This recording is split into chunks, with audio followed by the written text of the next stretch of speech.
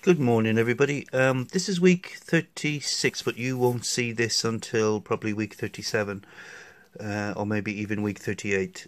This is because what I'm going to do now is I'm going to feed this side of the mother bin, because I want to get rid of some of this vermicompost. I don't want to remove the worms, I want to remove the vermicompost, so I want to get as many of them as possible out of the vermicompost before I do so. And it's just the same technique, the horizontal migration technique, that you use in small worm bins. You just feed one side of the bin here. That will encourage the worms to move across to the food, because I mean there is food here, but melon and what else have I got, banana blended up is much more appealing than cardboard. This is the cardboard I added at week 35 because this bin was quite wet. So I'm just going to add some blended fruit peel to this side of the bin and come back in a week later and remove most of this compost. So as you can see, the mother bin is looking well. The cardboard I've added has dried it out quite a bit actually, which is good. Plenty of worms all the way throughout the bin. So there's the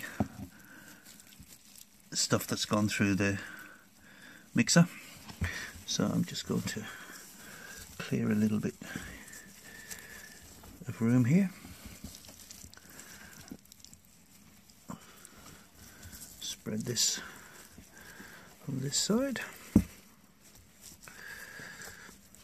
Now this won't by any means but move all the worms over to this side, but it'll move a lot of them over, and that will mean that there's less worms to try and sift out of the vermicompost when I remove it from the bin.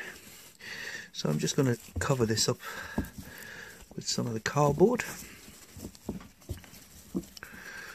and that's the mother bin.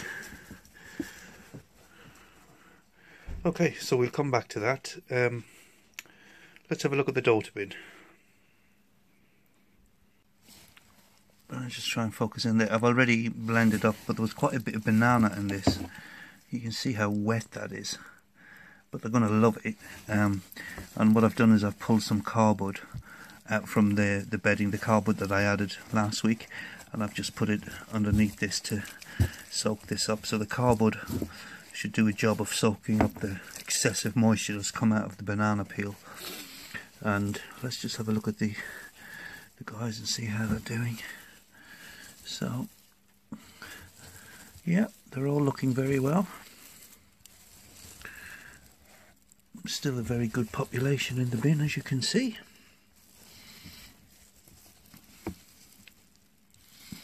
So again, same thing, I just want them to move over to this side of the bin so I can harvest this stuff here.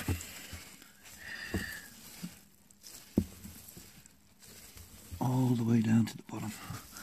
Lots of worms. And remember, this is the this bin was split off last week, so the mother bin became a grandmother bin. And before this little series ends, I reckon she'll be a great grandmother, maybe several times over. So that's all I'm going to do with that. I'm just going to leave these guys to find their own way now over to the food. I'll just put that cardboard covering back on. Take some of that off the sides. I don't want to be encouraging them to go up the sides. And that's it for the first daughter bin. So I'm just going to do exactly the same with the second daughter bin. And here she is. This is the youngest of the daughter bins, and everything's looking very well in it. The compost feels lovely. This one doesn't feel so wet, although it may look it in the camera, but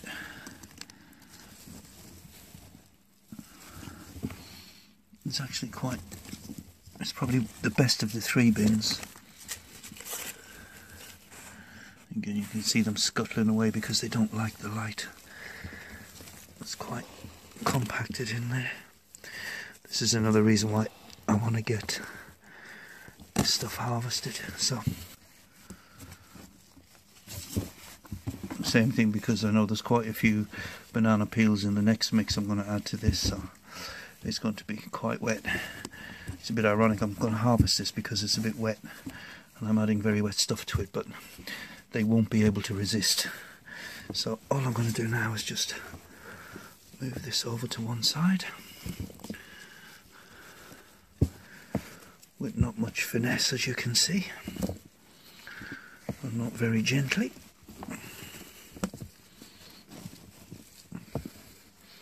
There's a lovely earthy smell to this stuff in the bin, so it really is quite ready to harvest.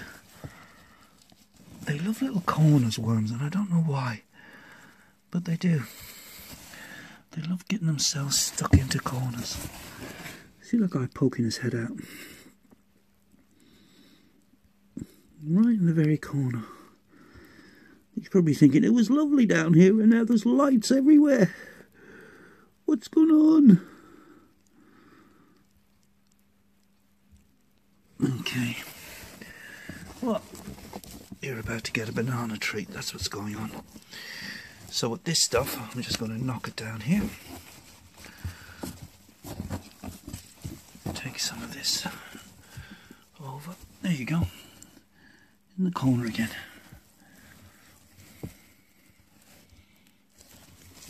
Just put some of that cardboard out, might add another little bit to it. Okay, there's the mix added. Found a couple of melon rinds, so they'll love that. And now all I'm going to do is just cover these guys back over like this. So I'll just leave them to it now. They'll find their own way over to that corner. So it should be quite easy to sort of take this much of the bin from there back and just remove most of that vermicompost with not many worms in it, hopefully. So, because normally what I do then is I just put that in a bucket. I'll show you when I do it anyhow, and just throw a bit of melon in, so any worms that are in there, instead of having to sift through the compost, let it dry out slowly and then sift through it to pick out all the worms.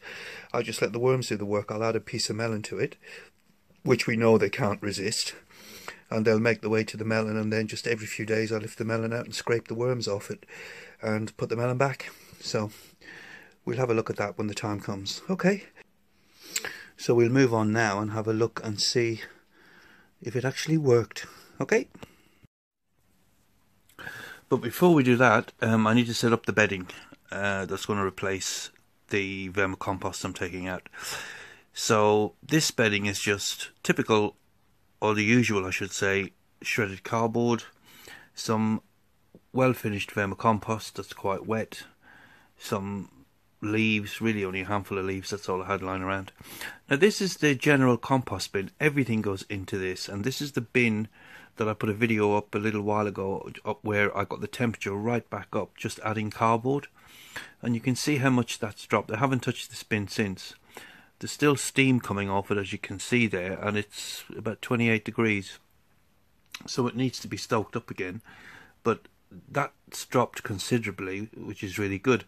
Now for the bedding for these bins, I'm going to just take some of the stuff from the very bottom, which I know hasn't been turned since it went in, so you can see there's some shavings there from the guinea pig beds, bits of straw and so on. You can see the different coloration where it's starting to break down quite well, but it's not really got there yet. So I'm just going to take a couple of trowelfuls of this stuff, which is composted but not finished, if you like. So it's full of good wholesome bacteria, which is what the worms want, and they can finish off this compost for me, so they should enjoy that as bedding, mixed in with the cardboard and the leaves. That should make them quite happy. There's a worm's found its way in already, so that's a good sign. It means it should be good enough for the worms in the small bins. If it's good enough for worms that have made their way in there from the outside, there's orange peel there. Like I said, absolutely. I'm a bit cautious about this. I'm a little bit wary, rather, that everything's gone into this. So there's leeks, onions, pineapples, oranges. Everything you shouldn't put in a worm bin has gone into the general compost bin. But I'm taking stuff right from the bottom that's been in there for quite a while. So it should be okay. We'll find out in a couple of weeks whether it is or not. So that's the bedding. I'm just going to do one more thing now, and that's to add some eggshells. No, not eggshells. Ground up eggshells, I should say, to this, to give them a little bit of grit. And also, if this is slightly on the acidic side, it should help neutralise that.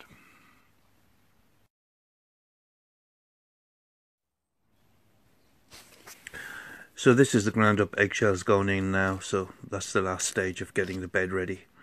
And as I mentioned before when I did a video on grinding up eggshells, just be careful with this stuff inside it. I don't want to sound a bit like an advocate for the nanny state, but it does kick off an awful lot of dust, which wouldn't be really good to breathe in. So that's it. I'm putting 2 cupfuls into this bin now, and I'm just going to give it one more good mix and leave it sitting overnight, and in the morning I'll take out the finished vermicompost from the 3 bins and add this bedding. See you then.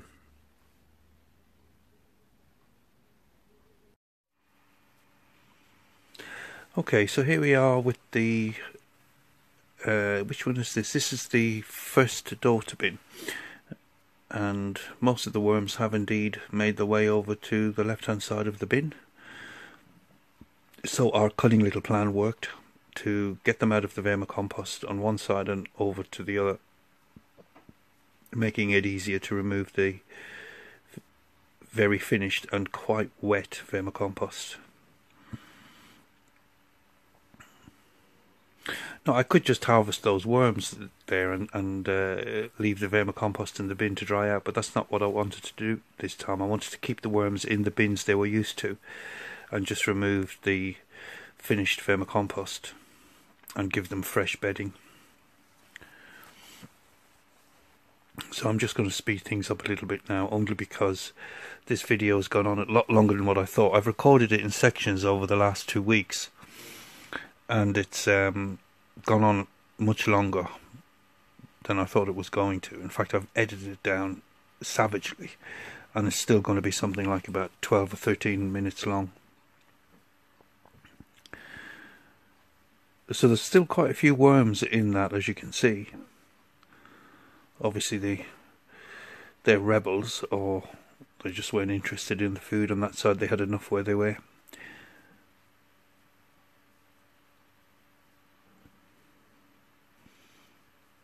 Now I'm just going to top up with the fresher bedding that isn't as wet, and lift the worms in one big clump, spread them across the top, and just fill that gap now where the worms came from with more bedding, and just let them settle in.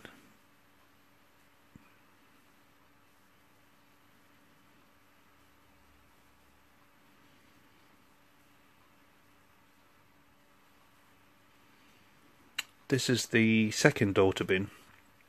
Now this bin was much better behaved, or there's a little bit less, or fewer worms I should say, in this bin, because there's hardly any worms in the finished vermicompost side. They seem to have all made their way over to the right hand side where the food was.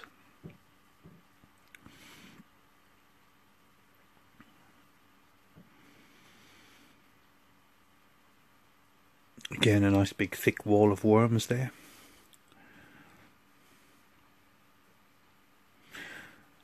And same thing, just topping it up with the fresh bedding. I'll lift the worms up in one big clump and spread them across the top. Fill that gap on the right hand side with more bedding, and leave them to it. Now I probably won't feed this bin, in fact I won't feed this bin this week at all, this coming week. I'll just give them time to adjust to new bedding, and that's the mother bin. I've already completed that, like I say, just because this video was dragging on a bit. And that's them spread across the top now. I'm just making the way down into their new bedding.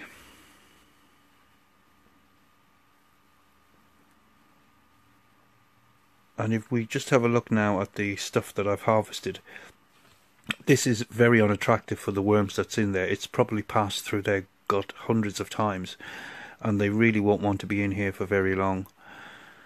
There's quite a few worms in there, so what I'm going to do is just feed one side.